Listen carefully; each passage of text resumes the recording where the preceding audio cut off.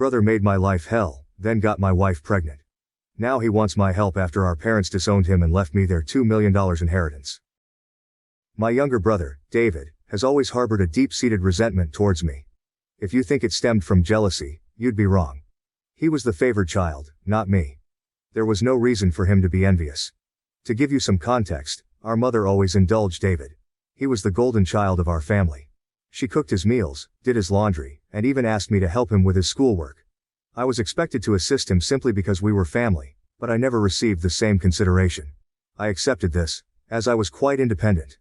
Perhaps it was partly my fault for always meeting his needs without expecting anything in return. He never helped me when I needed it, and only approached me when he wanted something. While I was a quiet, introverted kid who enjoyed studying and keeping to myself, he was loud and rough, just like our dad. I also tend to be straightforward and honest, never sugarcoating things. I believe my mother may have developed a negative perception of me because of my straightforwardness. This favoritism made David the family's darling, and I didn't mind it while we were growing up. However, problems began when he started bullying and mocking me for being different from him. He would tease me about my height and the fact that I wore glasses. He would sneak into my room, read my diary, and then complain to my mom about what I had written. When I yelled at him and complained to our parents about him invading my privacy, they would laugh it off, saying it wasn't a big deal. He did more awful things, like nearly breaking my glasses and putting nasty things in my food. He even once put little stones in my cereal, but luckily, I found them before they could damage my teeth. When I told my mom, she dismissed it, saying this is how brothers bond. Whenever we fought, David would zero in on my insecurities to insult me. We went to the same school, so he knew I was being bullied by a few kids. Instead of supporting me, he sided with the bullies, calling me names like ugly loser or hairy monkey, and encouraging them to physically harm me, saying I was just a big failure. Another time, during a fight over something trivial that I can't even remember, he told me to kill myself. While I could easily brush off most insults, that one really hurt because I was struggling with my mental health at the time. I'm doing better now, but it was devastating to hear that my own brother wanted me dead. Since Dad was often at work and Mom didn't seem to care much, she even scolded me once, claiming it was my fault for irritating him. Things progressively worsened. During high school, there was a shocking incident when David attempted to set my hair on fire, and unbelievably, our mother defended him, claiming he was merely playing. Seriously, who behaves like that? Thankfully, my dad eventually sided with me and pointed out the gravity of the situation. He even threatened to call the police on David. This moment was a real eye-opener for my brother, as he had never faced any consequences for his actions before. He was genuinely stunned, and my dad made it clear that enough was enough and that David needed to start respecting his older brother. Later, Dad came into my room to talk. I never expected his support because he always told David how similar they were, which was true. Dad admitted that he had waited for years, hoping David would mature, but he was slowly realizing that David was becoming a big bully. Hearing this from my dad was incredibly validating, and I almost broke down in tears. I confessed everything David had done to me over the years and even mentioned the bullying at school. My dad was shocked at how much I had endured. The next day, he spoke to the principal to ensure the bullies were warned about severe consequences if they continued. Later that evening, Dad enrolled me in MMA at our local gym, telling me I needed to man up and stand up to bullies in my life. I admit that a nerdy kid like me trying to learn to fight might have seemed laughable, but I was very focused. I managed my time well to balance my studies and daily workouts, and the MMA classes completely changed my life and physique. One day, David was up to his antics again. He stole my pocket money, which we received for helping with chores. I had been saving it for a while. David sneaked into my room and took it. I caught him just as he was about to cycle off with his friends. I demanded he return my money, but David mocked me, saying all I could do was run to Daddy for help. I don't know what came over me, but I punched him in the face. He was stunned, fell backward, and I retrieved my money from his pocket before throwing him back down. David started crying loudly, which was quite comical. However, my mother rushed out to help him and find out what happened. When she learned I had fought him, she was surprised and reprimanded me, saying I should be a better role model for David, who seemed to enjoy seeing me scolded. My mother also complained to my dad about my behavior, saying I needed to be controlled.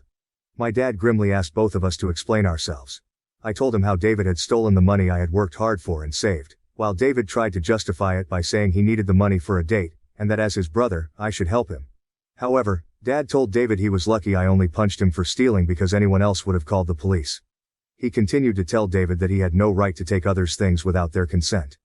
David didn't like that and threw a tantrum, likely hoping our mother would side with him, but Dad remained firm. When David realized he wasn't going to be punished for being hit, he screamed how much he hated me and ran back to his room, locking himself in. Following that incident, David began to distance himself from me.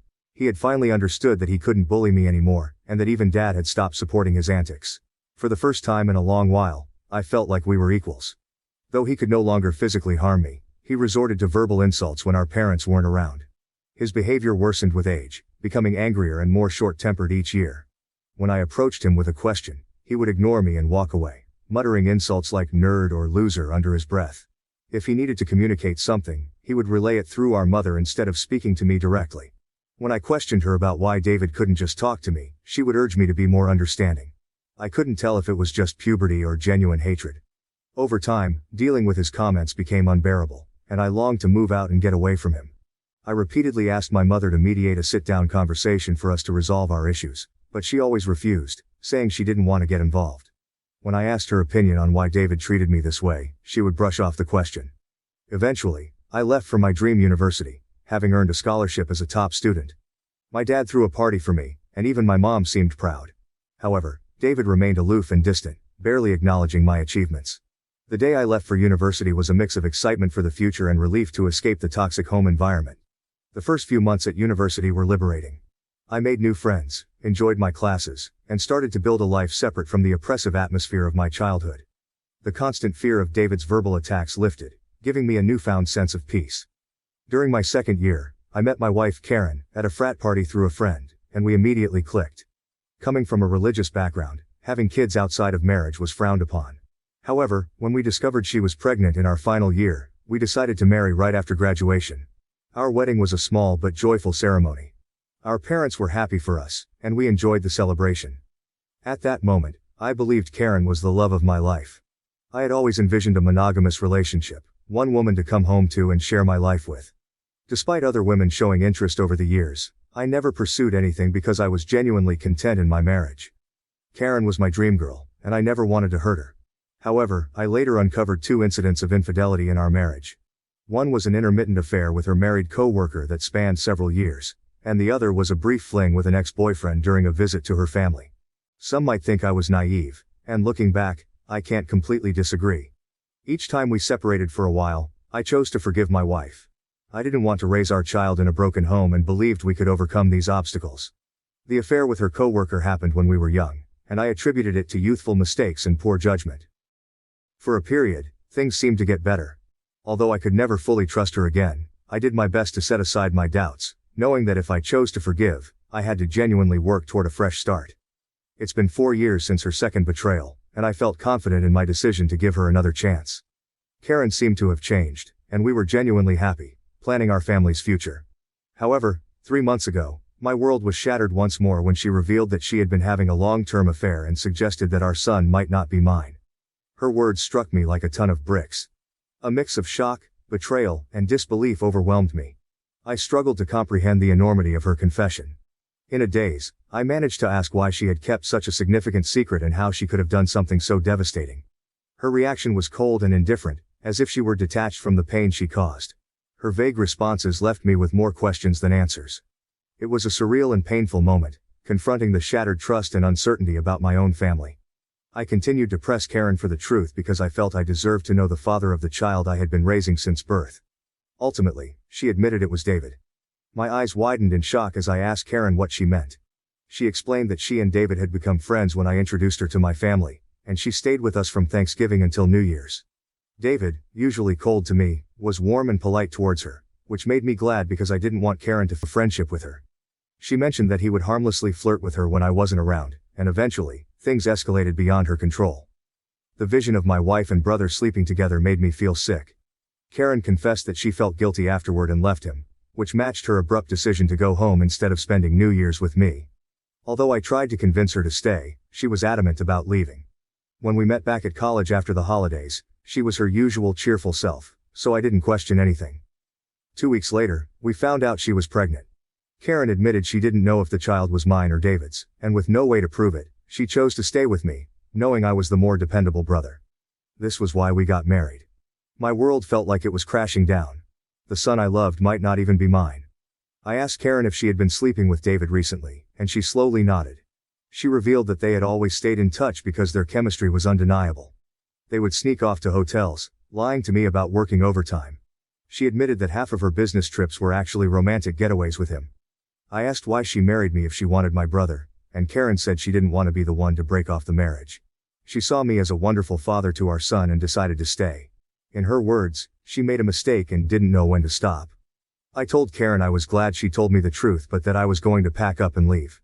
She started crying, asking for forgiveness, and expected me to yell at her. Instead, I calmly packed my clothes. Karen insisted that if I loved her, I should fight for her and that mistakes happen in every marriage.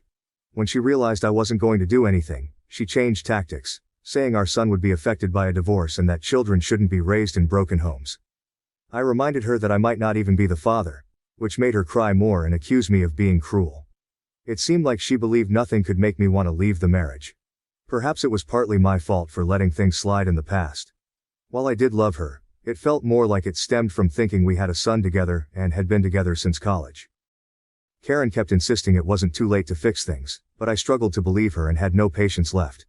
Trust was a major issue, and her words felt hollow.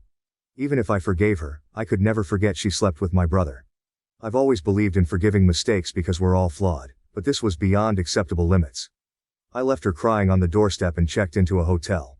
The next day, I went straight to my parents and revealed everything about my wife's affair with David, explaining how they had been secretly sleeping together for years.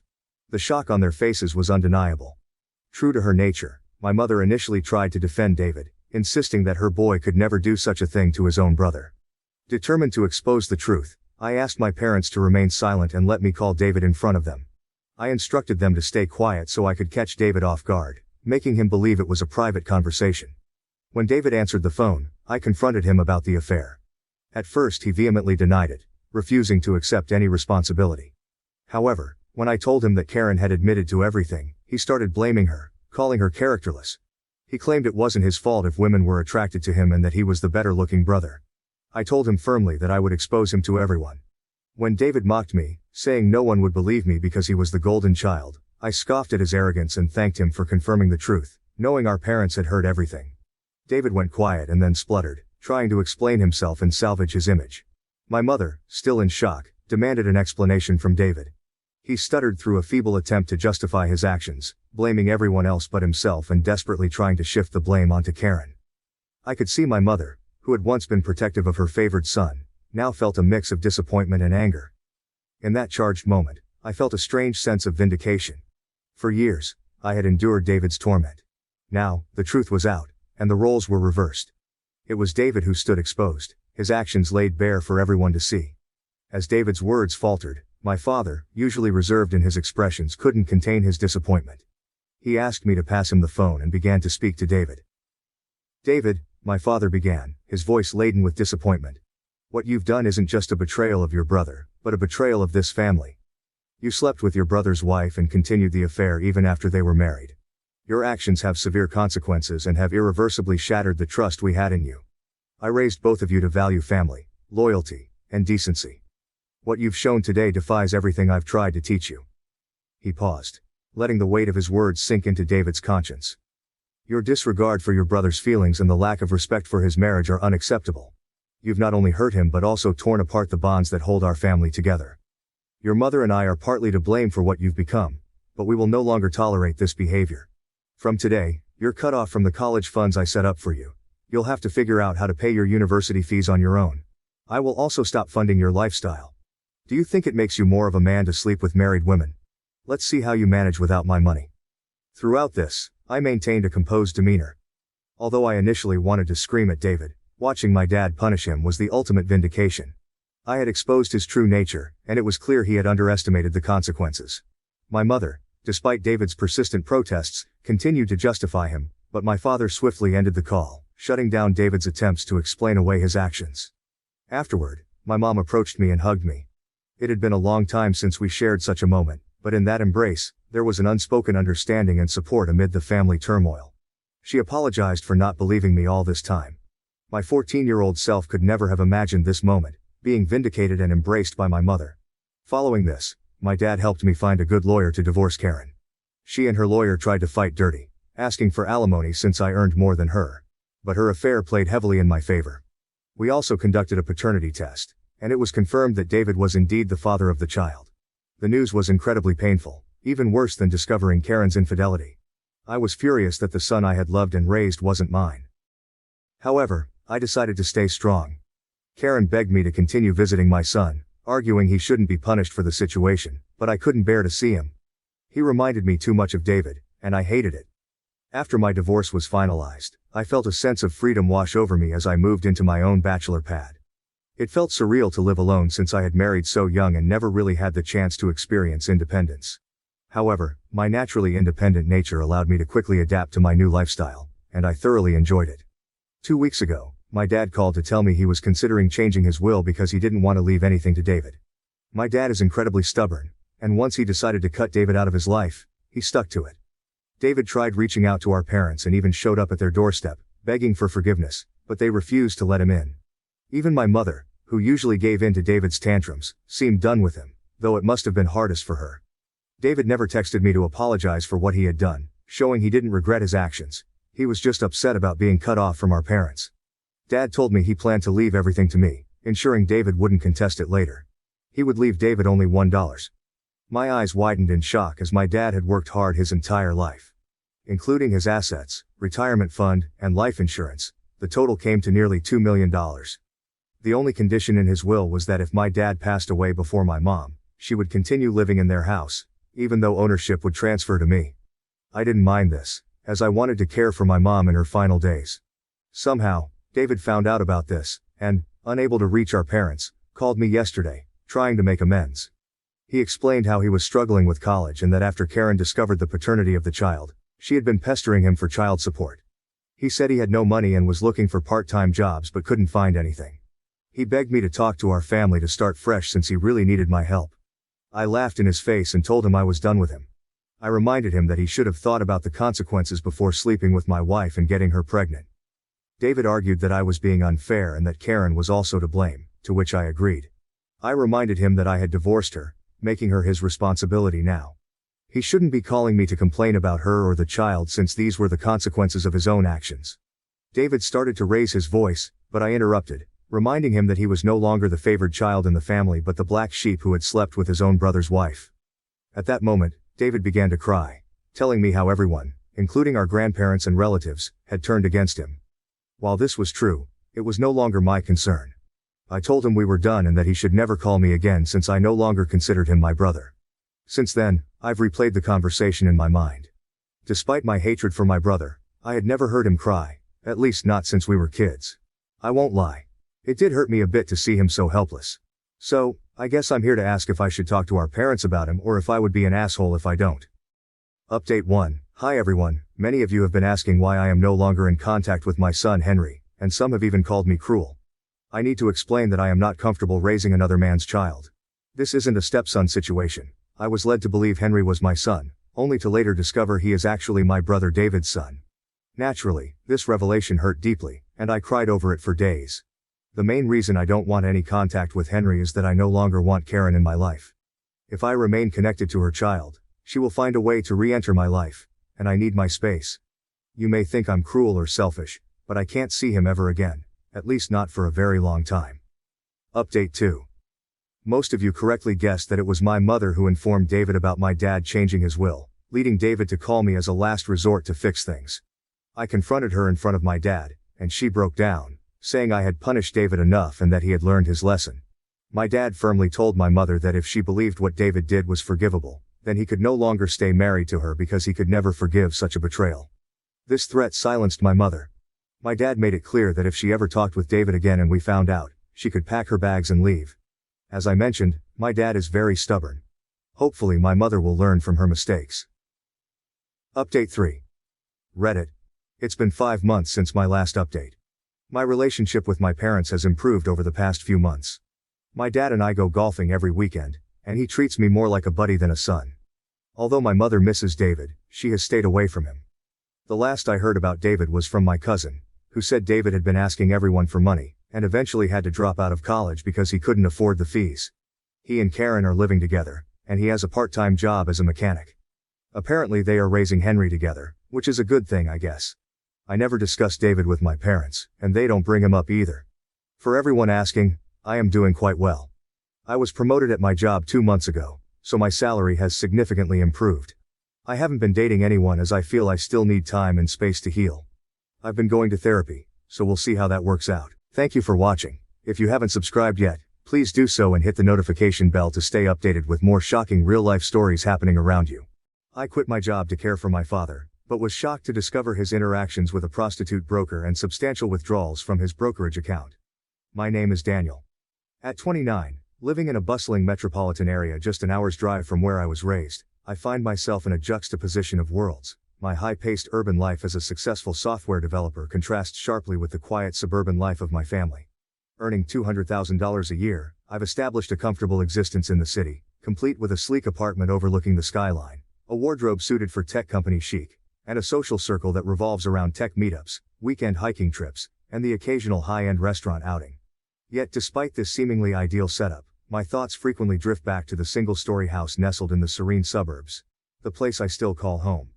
The house, with its fading red brick facade and the large oak tree my father planted the year I was born, cradles more than just memories. It embodies the ongoing story of my family.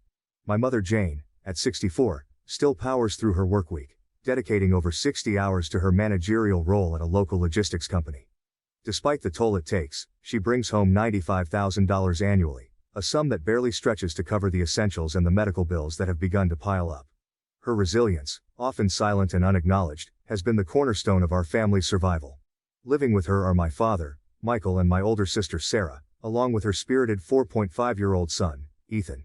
Dad, age 73, retired a few years back.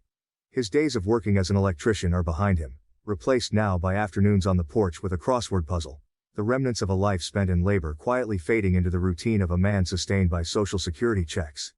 His recent health scares, multiple heart surgeries aimed at preventing strokes, have marked him with a fragility that is both new and deeply disconcerting. Sarah, having never quite recovered from a tumultuous divorce, teaches at a local preschool. Earning just $60 an hour, she relies heavily on our parents for support. The echoes of her laughter, once the soundtrack of our childhood, now seem muffled by the weight of single motherhood and financial strain. Ethan's youthful energy brings a much-needed brightness to the house, his innocence a stark contrast to the complexities of the adult lives around him. Growing up, the warmth of family was the foundation of my world. My parents, though never well off, ensured that my sister and I lacked for nothing essential. They poured their energies into nurturing our interests, mine in computers and hers in art, fueling our dreams with the kind of unwavering support only parents can provide. This backdrop of familial love and sacrifice has shaped my understanding of responsibility and gratitude. Even as a teenager, I understood that the financial planning my parents had managed wouldn't suffice for their retirement. The inevitability of my role as their future financial backbone became apparent early on. It was a silent promise I made to myself, standing in our modest backyard, looking up at the stars, a promise to give back to the two people who had given me everything. My life now, filled with coding sprints and software launches, is worlds away from the simplicity of suburban rhythms. Yet the success I've found in the city isn't just mine, it belongs to my family too. Each achievement, each milestone reached, is a testament to the sacrifices made in that small house. This connection pulls me back, time and again, to where it all began. The phone calls began to increase about 6 months ago. Mom's voice, usually steady and calm, carried a tremor of worry as she updated me on Dad's health. The surgeries, the complications, and the haunting diagnosis of microvascular dementia and cerebrovascular disease that followed. Each call etched a deeper line of concern into my daily life, a stark reminder of the ephemeral nature of time and health. It was during one such call, as I gazed out over the city lights from my apartment, that the decision was made.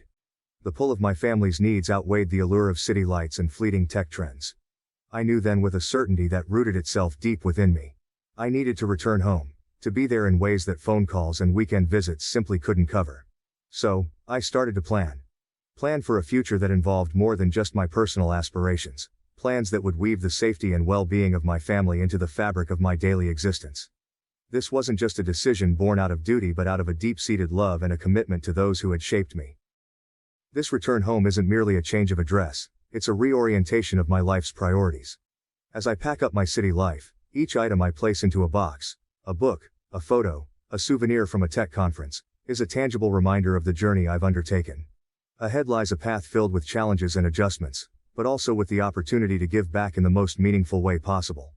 As I maneuvered my sedan into the familiar driveway of my childhood home, the crunch of gravel under tires felt like a metaphor for the uneasy reintroduction to a life I once knew. Stepping out, I was greeted by the sight of my mother, Jane, at the front door. Her smile was warm but worn, the kind that spoke of countless worries weathered over years. She wrapped me in an embrace that felt both comforting and desperate, her way of saying she needed help without uttering a word. Inside, the atmosphere of the house was thick with the scent of nostalgia mixed with tension. My sister Sarah stood in the kitchen, a half-smile playing on her lips as she juggled making dinner and entertaining Ethan, who buzzed around with the boundless energy of childhood. Our greetings were brief, a stilted exchange that belied the deeper currents of concern we all felt but didn't voice. Sarah was visibly thinner than I remembered, her face drawn not just from the fatigue of single motherhood, but from the constant strain of living in a house clouded with uncertainty. The first few days were an adjustment, a recalibration of roles within our family dynamics. My mother continued to work, her hours unyielding despite the added emotional load. At night, we sat at the dinner table, conversations skirting around the unspoken, Dad's condition, the financial strain, the future. It was during these meals that I truly understood the full extent of what had been kept from me in our phone calls. The weight of Dad's medical expenses, the fear of what was to come, and the everyday challenges of caring for someone who was slowly forgetting the life he had led. Dad's interactions with us had changed profoundly. Once a lively storyteller, his conversations now lost their thread, his frustrations palpable as he grappled with the gaps in his memory.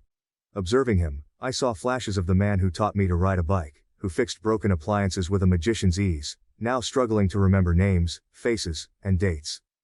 The impact on Mom was heartbreaking. She oscillated between being a caring spouse and a weary nurse, her face etching deeper with lines of sorrow each day. Sarah's reaction to my return was mixed. Initially, there was relief, an extra pair of hands to help, a reprieve from her role as the primary support. But as days passed, old grievances surfaced. We clashed, not just over small mundane things like household chores or schedules, but about deeper issues. Resentments about past decisions, particularly my choice to move away and pursue my career, came to light. "You left just when things were getting tough," she accused one evening, her words slicing through the fragile peace. "And now you just waltz back in expecting to fix everything?" These confrontations were painful but necessary. They opened up dialogues long overdue, about our roles in this family, about support and sacrifice. It was through these difficult conversations that we began to navigate our new reality. Slowly, we started to forge a path forward, not just as individuals living under one roof, but as a cohesive unit facing a crisis together. Through it all, my bond with Ethan became a source of joy and escape. His innocence and unbridled enthusiasm for life reminded us all of the simpler joys. In his world, the problems were as solvable as figuring out the right block to fit into a puzzle. He became my little shadow, following me around, asking questions, his laughter a balm on the rough days. As weeks turned into months, my role in the family began to solidify. I found myself balancing my work remotely with attending doctor's appointments with Dad, discussing financial strategies with Mom, and providing moral support to Sarah. The shift was palpable. Where once I was just a visitor in their lives, I now became an integral part of the household's daily rhythm. One evening, as Mom and I sat on the porch watching the sun dip below the horizon, she turned to me, her eyes glistening with unshed tears. "I'm so glad you're here," she whispered. "It's been hard, harder than I ever let on. But having you here makes it feel like we can manage this, like we're not alone in it." Her words struck a chord. I realized then that my return was not just about providing financial or physical support. It was about healing, about mending the frayed threads of our family fabric. It was about showing up, not just in times of crisis but every day, proving through actions that family, with all its imperfections and challenges, is worth every sacrifice. The transition back home wasn't smooth. It was fraught with adjustments, misunderstandings, and at times heartache. But it was also filled with moments of profound connection, understanding, and gradual healing. In this house, with these people, I rediscovered the essence of home. It wasn't just a place, but a feeling of belonging, of being needed, and most importantly, of loving and being loved, unconditionally. The stability we once took for granted began to shake when my father's health declined. The man who taught me how to throw a baseball, who could fix just about anything broken, found himself battling a series of health issues that seemed to come one after the other. It started with heart problems that required immediate and intensive medical intervention. The terms TAVR, transcatheter aortic valve replacement, and TCAR, transcarotid artery revascularization, became unexpectedly familiar as we navigated through the complexities of cardiac surgeries designed to prevent strokes. Despite the doctor's efforts, a stroke slipped through the cracks of medical prevention, leaving him with small vessel disease and vascular dementia. His cognitive functions began to deteriorate, a stark contrast to the sharp wit and immense knowledge he once wielded effortlessly. Making the decision to move back home wasn't easy. It required me to uproot the life I had built in the city, the late-night coding sessions, the weekend hikes, the network of ambitious, tech-savvy friends.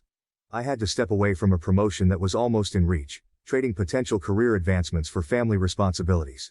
It was a trade I made willingly, driven by an innate sense of duty that my parents had instilled in me from a young age. Moving back to the suburban home where I grew up meant reacquainting myself with its rhythms and routines. My old room, once a shrine to teenage ambitions and dreams, now seemed smaller, the walls echoing the past. Adjusting to this life meant quieter evenings, the absence of city noise replaced by the subtle sounds of a house that breathed with the lives of its inhabitants. It meant seeing my father's empty chair at the dinner table when he had particularly bad days, and it meant stepping into the role of caretaker, a role I had never envisioned in my youthful imaginings. To aid in my father's care, I introduced technology that I hoped would bridge the gap between his needs and my ability to meet them.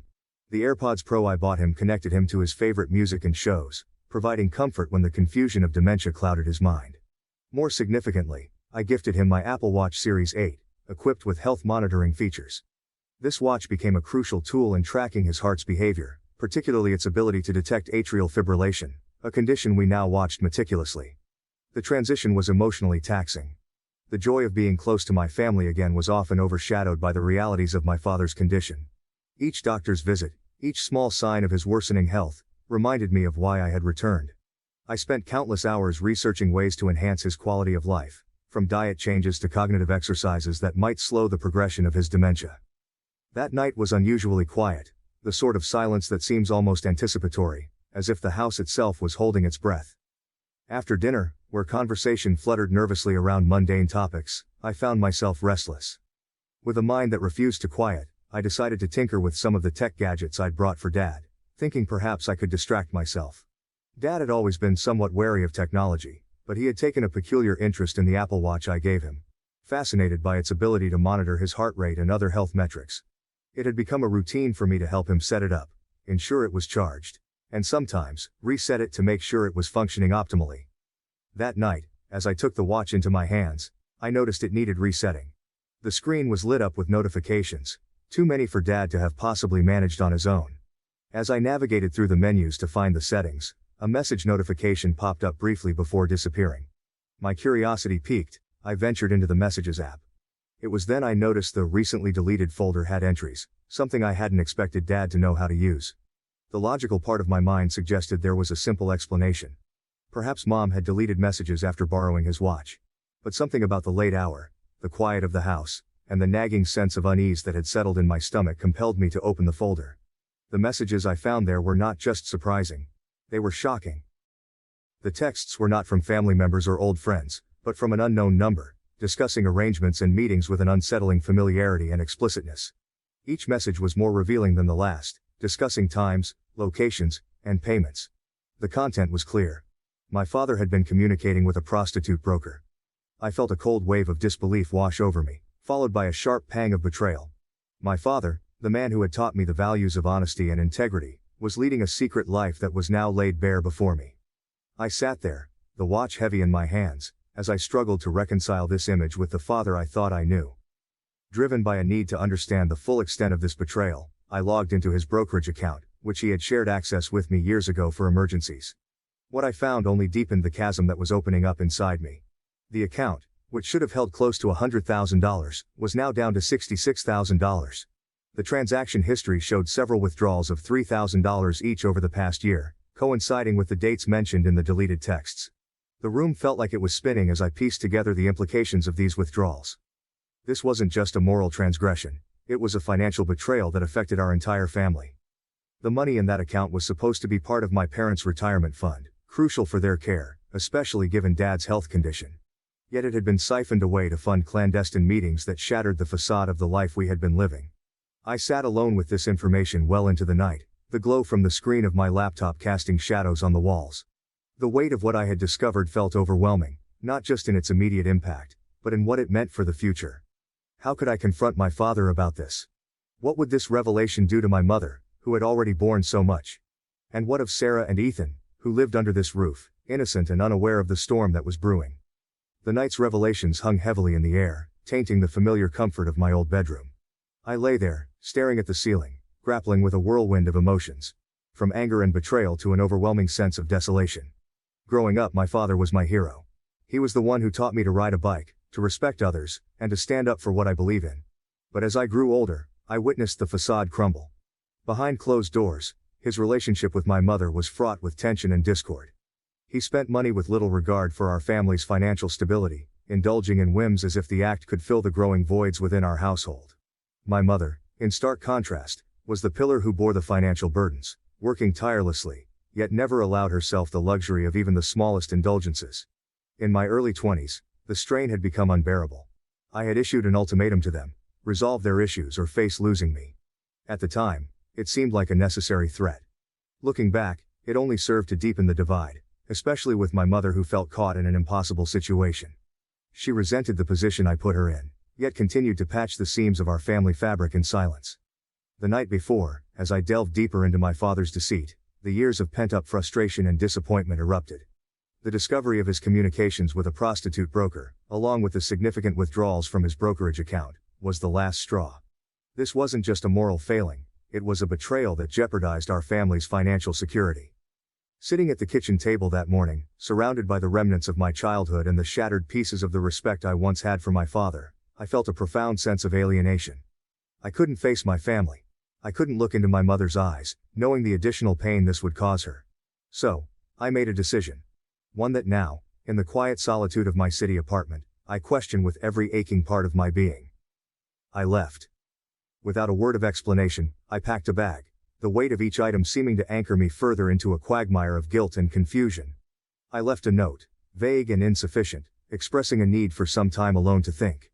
As I drove back to the metropolitan bustle from which I had come, each mile widened the chasm between my family and me, both physically and emotionally. Now, sitting in the dim light of my apartment, the city sounds a dull roar in the background. I am plagued by uncertainty and remorse. The silence of the space amplifies the chaos of my thoughts. I ponder the irony of how I, who had returned home to mend and care, had fled when the reality of my family's imperfections became too stark to bear. I'm struggling with the dichotomy of my emotions.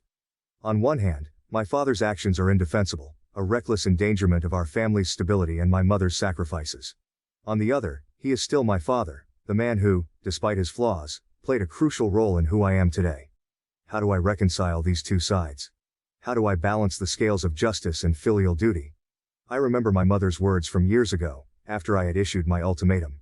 She had said, "We all have our demons and disappointments, but we don't have to carry them alone."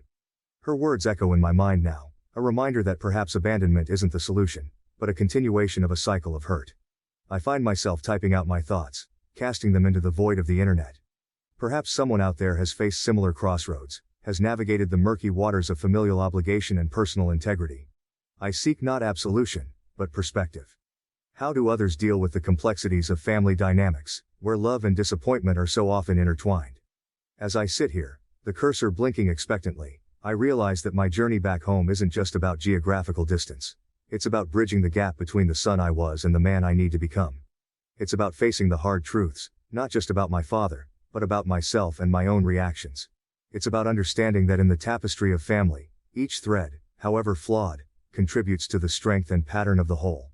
Tomorrow, I will call my mother. I will not offer excuses for my abrupt departure, but I will listen. I will try to understand her side of this lifelong partnership that has borne so much strain. And perhaps through these conversations, we can begin to forge a new path forward, not just for her and me, but for our entire family. For now, I sit alone with my thoughts, the city outside unaware of the turmoil within. But I am resolved not to let this night pass without reaching out, without trying to mend what has been broken. For in the end, family is not just about the good times shared, but also about navigating the storms together, and emerging, perhaps a little battered, but whole. I find myself in a situation where I desperately need some guidance, and I hope you can offer me your opinions and possible solutions. After uncovering some troubling secrets about my father's actions, which have jeopardized our family's financial stability and emotional well-being, I'm torn about how to best handle the situation. I left home abruptly, driven by a mix of anger, disappointment, and confusion. And now, sitting alone in my apartment, I'm struggling to find the right course of action. This discovery has not only caused a rift in my family but has also left me questioning my own decisions, especially my immediate reaction to flee. The dynamics in my family have always been complicated, shaped by long-standing financial strains and personal grievances, and this latest revelation feels like a breaking point. I am reaching out to you, the community, in hopes of gaining some perspective on how others might navigate such a family crisis. How do you balance personal integrity with familial responsibilities, especially when faced with deep-seated issues like betrayal? How can I approach this situation in a way that might help mend the relationships rather than cause further damage? Your insights and advice would be invaluable to me during this difficult time, and I truly appreciate any thoughts you share. Thank you for taking the time to listen about my situation, and for any guidance you can provide. I accidentally dated my ex-best friend. When I entered a new relationship, I was honest and told him everything. Now he insults me about my colorful past. Me, 26-year-old female, dipped into my savings and got Mike, my boyfriend, 27, a PS5 for his birthday yesterday.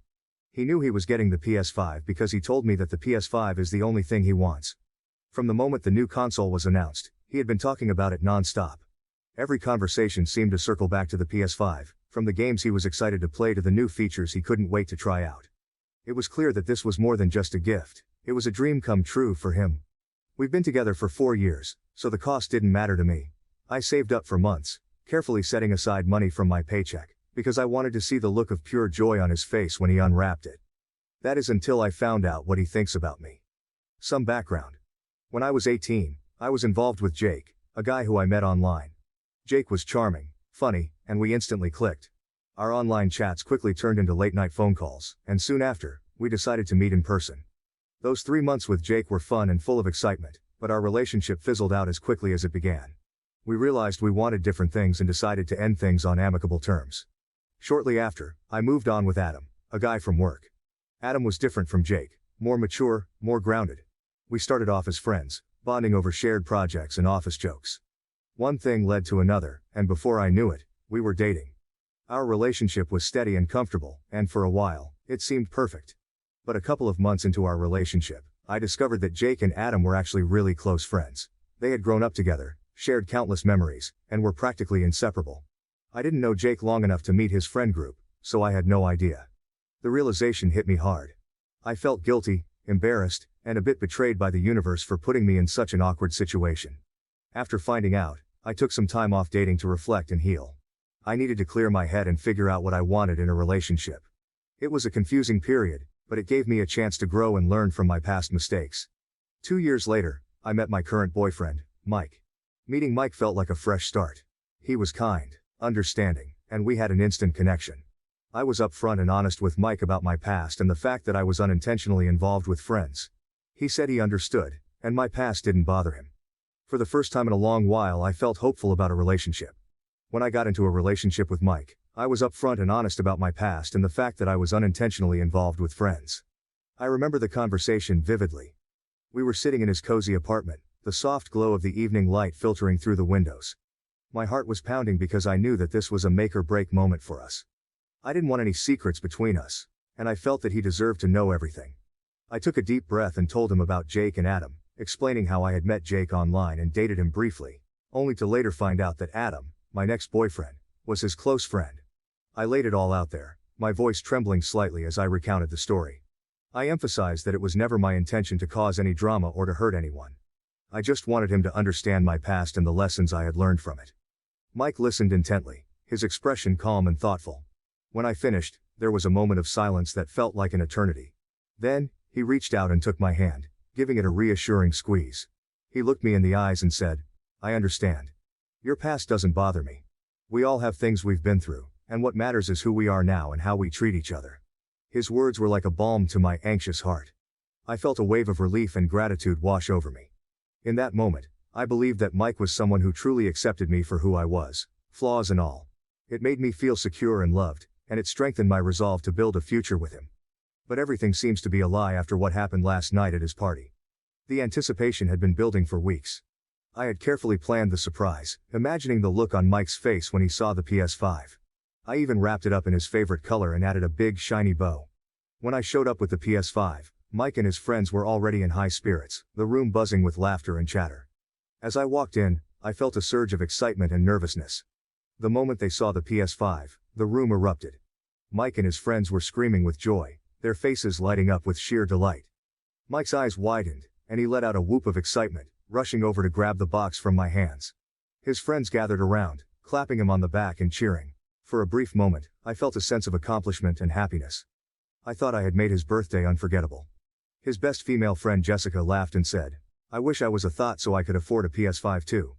The words hit me like a slap in the face. It felt as if the room suddenly went silent. The laughter and joy from moments ago replaced by a cold, biting tension. I looked at her with an, "Excuse me?" look on my face, my mind racing to comprehend what she had just said. My heart pounded, and a mix of shock and anger surged through me. Jessica's comment was not just a joke, it was a deliberate, hurtful jab. She stood there with a smug smile, clearly enjoying the discomfort she had caused. The audacity of her words left me speechless for a moment. When I finally found my voice, I managed to ask, "What did you just say?" My tone was a mix of disbelief and rising anger. Instead of apologizing, Jessica just shrugged and said never mind, before turning and walking away as if nothing had happened. Her dismissal was infuriating. It was as if she didn't even see me as a person worthy of respect, as if my feelings didn't matter at all. I could feel the eyes of the room on me, and the joy that had filled the air just moments ago now felt tainted.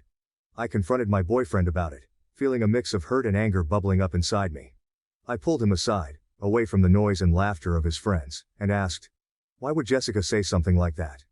He looked at me, his expression casual, almost dismissive, and said, "She's just messing with you. You can't take a joke?" His response made my blood boil. It was as if he was completely oblivious to the sting of Jessica's words, or worse, he didn't care. "A joke?" I repeated, my voice shaking with disbelief. "Why is she even calling me names to begin with?" I pushed further, needing to understand why someone who was supposedly his friend felt comfortable insulting me so casually. He sighed, as if I was being unreasonable, and said, "Well, everyone knows you were a thought before you met me." His words were like a punch to the gut. My heart sank as the realization hit me. This wasn't just Jessica's cruel comment, it was something deeper, something he apparently believed too. I asked him to explain how I was a thought before him, and he said, "You know, messing with best friends?" His words cut deep, and I felt a lump form in my throat. I had been honest with him about my past, thinking it was something we had moved past together.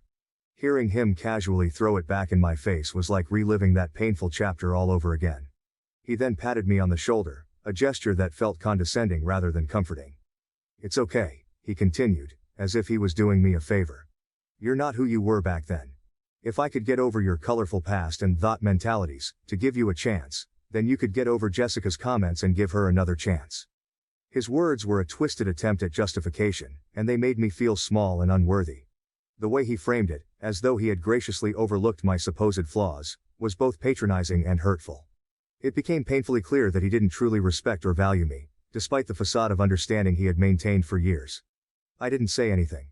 My mind was racing, but I felt strangely calm. Words failed me. There was nothing left to say that could express the betrayal and hurt I was feeling. I just got up, my movements slow and deliberate, as if in a daze. I walked over to the gift table, my eyes fixed on the PS5 that had once symbolized my love and effort. The room fell silent as I reached for the PS5. Everyone's eyes were on me, but I didn't care. My heart was pounding in my chest, a mix of anger and heartbreak propelling me forward. I picked up the PS5, feeling its weight in my hands. It no longer felt like a gift of joy but a reminder of the disrespect I had just endured. Without looking back, I walked out of the room. The sounds of the party faded behind me, replaced by the thudding of my own footsteps, and the rush of blood in my ears. As I stepped outside, the cool night air hit my face, bringing with it a sense of finality. I didn't stop until I reached my car. I placed the PS5 on the passenger seat and sat behind the wheel, my hands gripping the steering wheel as I fought back tears. He was pissed. I could almost feel his fury radiating through the phone as it buzzed incessantly in my pocket. He literally called me like 20 times, each call more insistent than the last, but I didn't care. My heart felt heavy with the weight of his betrayal and the harsh words he had spoken. Every time his name flashed on the screen, it was a painful reminder of how little he thought of me. I was so hurt that I couldn't bear to look at the PS5 anymore. The thought of it sitting in my apartment, a symbol of a love that felt shattered, was too much to bear. So I took the bow off and drove straight back to the store I got it from. The drive was a blur of angry tears and a knot of determination in my chest. I walked into the store, clutching the PS5 like it was a burden I needed to shed. The store clerk greeted me with a polite smile, which faltered slightly when they saw my tear-streaked face. I explained that I needed to return the PS5, and they asked no questions. They could probably sense that this wasn't just a simple return. They happily refunded it, and for a moment, I felt a small sense of relief. It wasn't just about getting my money back. It was about reclaiming my dignity and taking a stand against the disrespect I had endured. I thought that was done, but Mike and all his friends, including Jessica, were relentless. My phone kept lighting up with notifications, each message more hurtful than the last. They were berating me for being petty, accusing me of overreacting and ruining Mike's birthday. Every time I looked at my phone, I saw a barrage of texts and missed calls, each one a reminder of their collective disdain. Mike's friends, who I had thought were my friends too, were quick to jump to his defense. Jessica was particularly vocal, her messages dripping with condescension. "You're so immature," she wrote. "All this over a joke? Grow up." The others chimed in, echoing her sentiments, making me feel like I was the villain in this story. They kept saying I brought this on myself by making poor choices. "If you hadn't messed around with Jake and Adam, none of this would have happened," one message read. Another said, "You knew what you were getting into with Mike. You should have known better." Each accusation felt like a dagger, twisting the knife of guilt and shame. Their words stung because they weren't just defending Mike. They were attacking my character, making me feel like my past defined me. It was as if all the progress I had made, all the growth and self-reflection, meant nothing. They made it clear that in their eyes, I was still that girl who made mistakes, unworthy of respect or understanding. I responded to Mike, my fingers trembling as I typed out the message. The hurt and anger swirled within me, but I was determined to stand my ground. I told him that he deserves better than me, my words laced with sarcasm and bitterness. "Find someone who wasn't a thought, and get the PS5 from them because I returned it," I wrote, hitting send before I could second-guess myself. There was a moment of silence, a pause in the barrage of notifications, as if he was taken aback by my response. I imagined him reading my message, his face contorting with frustration and disbelief. I knew my words would sting, but I wanted him to understand just how deeply he had hurt me. His reply came quickly, a flurry of angry texts accusing me of being petty and vindictive. "You're the biggest AH for returning it," he wrote, his anger palpable even through the screen. "You should be happy I ignored your colorful past." Each message was a slap in the face, a reminder of how little he valued my feelings and how he twisted the narrative to make me the villain. But I didn't care. I felt a strange sense of liberation in standing up for myself, in reclaiming a small piece of my dignity.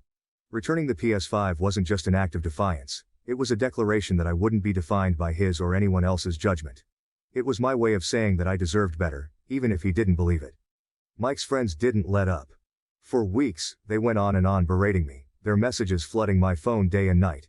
Jessica, especially, seemed to take a perverse pleasure in hounding me. "You think you're so much better than us?" she would taunt. "You're just a coward who couldn't handle a little joke." The constant barrage of negativity was exhausting, but I refused to let them break me. Mike wasn't any better. He continued to call and text, alternating between anger and pleading. "I'm sorry, okay? Just come back and we'll talk," he would say in one breath, only to follow it up with, "You're acting like a child. Grow up and stop being so dramatic." His attempts to manipulate my emotions only strengthened my resolve. Finally, I knew I had to end things with Mike once and for all. I called him, my voice steady despite the storm of emotions raging inside me. "Mike, this isn't working," I said firmly. "I'm done with you and your friends. Don't contact me again." He tried to interrupt, but I continued. "If you keep harassing me, I'll call the police. This needs to stop." There was a long pause on the other end of the line. When he finally spoke, his voice was cold and bitter. "Fine, do whatever you want," he snapped, before hanging up. The days that followed were a whirlwind of emotions, but slowly, I began to feel a sense of relief. The constant dread I had felt for weeks began to lift, replaced by a growing sense of peace. I realized that by standing up for myself, I had taken the first step towards reclaiming my self-worth. Life started to get better. I surrounded myself with friends who truly cared about me, people who valued and respected me for who I was. I focused on my work, my hobbies, and the things that brought me joy. The money I got back from the PS5 refund became a small celebration fund. I treated myself to a spa day and bought a new book I had been eyeing for months. In time, I came to see the breakup as a blessing in disguise. I had dodged a bullet, and I was grateful for the chance to start anew. The experience had taught me the importance of self-respect and the value of being with someone who truly appreciated me. I knew now that I deserved better, And I was determined never to settle for anything less. From this whole ordeal, I've learned a lot, and I want to share these lessons with you all. First and foremost, I've learned the importance of self-worth and boundaries. It's crucial to recognize your own value and not let anyone diminish it. Setting and enforcing boundaries is essential for maintaining your self-respect and emotional well-being. I realized I deserve to be treated with respect, and it's okay to demand that. Honesty and transparency are vital in any relationship, but they must be met with mutual respect and understanding. If someone uses your honesty against you, it's a huge red flag. Trust and respect are the foundations of a healthy relationship.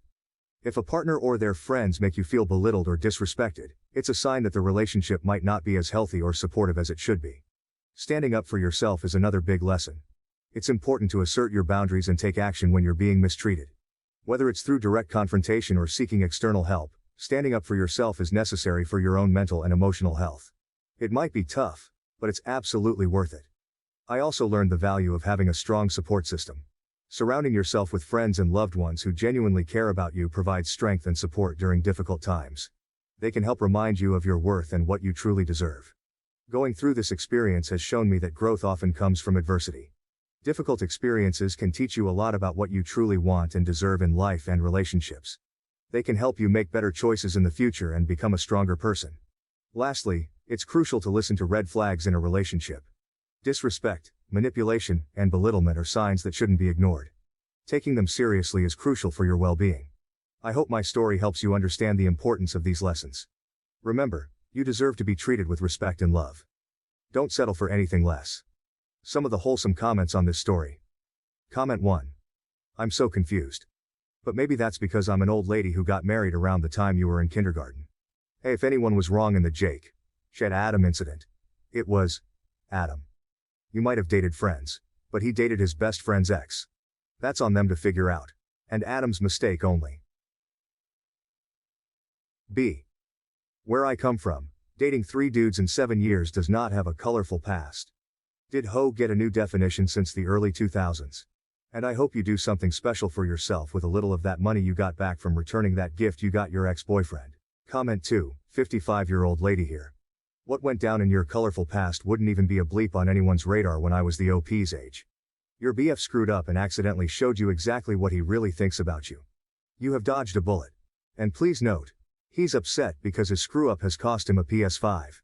He's not concerned about you or your feelings. Take that refund and go treat yourself.